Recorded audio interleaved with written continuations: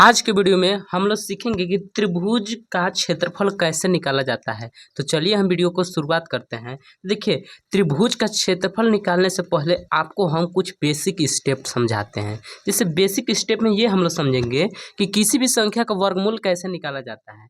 जैसे मान लीजिए रूट में लिखा हुआ है 25। क्या लिखा हुआ है रूट में? 25। इसका पूछे कि वर्गमूल कितना निकलेगा, आपको बताना है। याद रखिएगा, हम 25 को ऐसे भी लिख सकते हैं, 5 की घात 2 भी लिख सकते हैं और यहाँ पे करनी ऐसे लगा सकते हैं, क्योंकि जब 5 की घात 2 करेंगे तो 5 का घात 2 करेंगे तो 25 ही आ जाएगा। यानी 5 गुणा 5 में करेंगे तो 25 से ना आता है। अब याद रखिएगा, जब करनी हटाएंगे ना तो करनी से ये वाला 2 कट जाता है। जैसे क्यों क्यों कट जाता है वो भी समझ लीजिए, क्योंकि करनी का मान 1/2 होता है। आपको मालूम होगा कि करनी का मान जो होता है वो 1 बटे में कितना होता है? 2। तो यहाँ पे हम लिख सकते हैं 5 की घात 2 गुणे 1/2। अब जब 2 से 2 काट देंगे तो कितना बच जाएगा? 5 की घात 1। अब 5 की घात 1 का मतलब होता है 5। आया बात समझ में? जैसे रूट में हम कह दिए कि 16, रूट में 16 का वर्गमूल कितना निकलेगा? तो देखिए, रूट में जब 16 का वर्गमूल निकालेंगे तो आपको ये सोचना है कि 16 किसी का वर्ग होता है क्या? हाँ जी, होता है ना। किसका होता है? 4 का। तो इसका वर्गमूल कितना निकल जाएगा? 4 निकल जाएगा। जैसे अगर हम दे दिए कि रूट में मान लीजिए 64 है, इसका वर्गमूल निकलेगा क्या? हाँ जी, निकल जाएगा ना। ये 64 किसका वर्ग होता है? 64 वर्ग होता है 8 का। ये छोटा छोटा वर्गमूल निकालना आप समझ गए होंगे। जैसे हम कह दिए कि रूट में हमारा 2 की घात 6 है, बताइए इसका वर्गमूल कितना निकलेगा?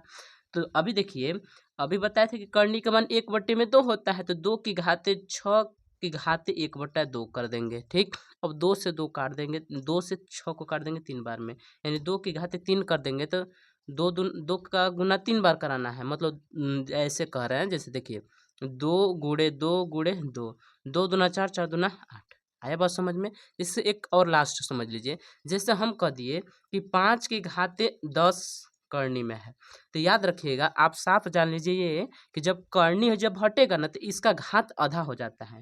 जैसे 5 10 का आधा कितना हो जाएगा? 5। आया बात समझ में? तो ये आप वर्गमूल निकालना समझ गए होंगे। अब चलते हैं हम अपने सवाल पे। तो देखिए, हमारा सवाल है कि त्रिभुज ए बी सी का क्षेत्रफल ज्ञात करना है, जिसके भुजाएं 10 सेंटीमीटर, 14 सेंटीमीटर, 12 सेंटीमीटर दिया हुआ है। तो देखिए, सबसे पहले त्रिभुज का क्षेत्रफल निकालने का आपको हम सूत्र समझाते हैं। तो देखिए, त्रिभुज का क्षेत्रफल निकालने का फॉर्मूला होता है त्रिभुज का क्षेत्रफल बराबर करनी में S into S minus A into S minus B into S minus C. Into का मतलब समझिएगा गुणे का चिन्ह है। अब समझिए कि यस क्या है। तो यस देखिए, त्रिभुज का अर्ध परिमाप है। क्या बोल सकते हैं? अर्ध परिमाप। किसका अर्ध परिमाप? त्रिभुज का। त्रिभुज का अर्ध परिमाप है। आ रहा बात समझ में ना? यस क्या है? त्रिभुज का अर्ध परिमाप। अब यस निकालने का फॉर्मूला होता है a प्लस बी प्लस सी बट्टा में 2। अब ए बी सी क्या है? तो जो आप ए बी सी देख रहे हैं ना, वो त्रिभुज की भुजाएं हैं। जैसे ए भुजा है, बी भी भुजा है, सी भी भुजा है। तो देख सकते हैं यहाँ पे भुजाएं तो 10, 14 और 12 दिए हैं। तो हम सबसे पहले त्रिभुज का क्षेत्रफल निकालने के लिए सबसे पहले हम यस का मान निकालेंगे। तो सबसे पहले हम यस निकालते हैं। यस बराबर एक जगह पे देखिए, पहला दिया है 10, यहाँ पे हम लिख देते हैं 10। और बी के जगह पे 12, तो यहाँ पे लिख लेंगे 12।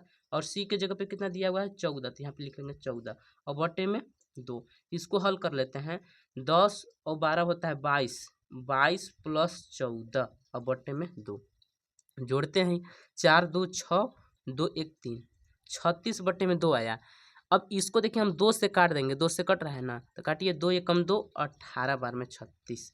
यानी देखिए यहाँ पे आया हमारा 18 आ गया। बटा में 1 है तो बटा में 1 को नहीं लिखते हैं, याद रखिएगा। यानी हमारा जो यस का मान निकालो कितना निकला? 18 सेंटीमीटर निकला। अब हमको निकालना है त्रिभुज का क्षेत्रफल। तो लिखेंगे क्षेत्रफल बराबर किसका क्षेत्रफल? त्रिभुज का क्षेत्रफल बराबर, यहाँ पे क्या कर लेंगे ना, करनी का चिन्ह लगाएंगे। यस के जगह पे कितना रखना है? 18, तो यहाँ पे लिख लेंगे 18। इंटू का मतलब समझाए थे कि गुणा होता है। अब यहाँ पे क्या करना है?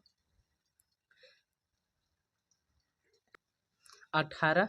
अब यहाँ पे लिखेंगे कोष्टक में 18 माइनस ए का मान देखिए ना, 10 अभी बताए थे ना। देखिए ए की जगह पे 10 रखें तो यहाँ पे लिख लेंगे 10। फिर गुणे 18 माइनस बी, तो बी का मान कितना है 12, तो यहाँ पे लिख लेंगे 12, फिर गुड़े 18 माइनस सी, सी का मान कितना है 14, तो यहाँ पे लिख लेंगे 14। इतना आपको आ रहा होगा समझ में। अब इसको आगे हम हल कर देते हैं। जैसे देखिए करनी का चिन्ह एक बार लगा लेंगे, 18 गुड़े 18 में से जब 10 घटाएंगे तो 8 बच जाएगा, गुड़े 18 में से 12 घटा देंगे 6 बच जाएगा, गुड़े का चिन्ह 18 में से 4 घटा देंगे, 18 में से 14 घटा देंगे तो 4 बच जाएगा। अब इसको हमको हल करना है। तो देखिए हम क्या करते हैं ना, जैसे जो 18 है ना, 18 को हम कितना कितना में तोड़ सकते हैं। जैसे यहाँ पे 18 है, ठीक, 18 को हम लिख सकते हैं 2 से 9 बार में कट जाएगा, फिर 3 से कट जाएगा, 3 बार में, फिर 3 से, यानी 2 गुड़े 3 गुड़े 3 में। अब 8 को उसी प्रकार तोड़ सकते हैं। 8 को भी देख लीजिए, 8 2 से कट जाएगा 4 बार में, फिर 2 से कट जाएगा 2 बार में, फिर 2 से कट गया 1 बार में, यानी 2 गुड़े 2 गुड़े 2। और 6 को क्या लिख सकते हैं, 2 गुड़े 3 लिख सकते हैं। उसी प्रकार 4 को भी लिख सकते हैं 2 गुड़े 2। इतना आपको आ गया होगा समझ में। अब ध्यान से समझना है आपको, यहाँ पे देखना है ना जी, करनी का चिन्ह लगा दिए, दो की संख्या कितनी है, 1 2 3 4 5 6 7, यानी 2 की संख्या 7 ठो है। तो यहाँ पे हम देख लीजिए, ऐसे भी 2 की घात, जो 2 की संख्या 7 है उसको ऐसे लिख सकते हैं ना, 2 की घात 6 गुड़े 2, 6 यहाँ पे है, एक यहाँ पे, 7 हो गया। अब 3 की संख्या का है, देख लीजिए 1 2 3, तो ऐसे भी तो हम लिख सकते हैं 3 की घात 2 गुड़े 3, यानी 3 यहाँ पे कई गो है, 3 की संख्या कई ठो है, 2 ठो यहाँ पे, 1 ठो 3 ठो, और यहाँ पे 7 तो है, 7 की संख्या है 2 की।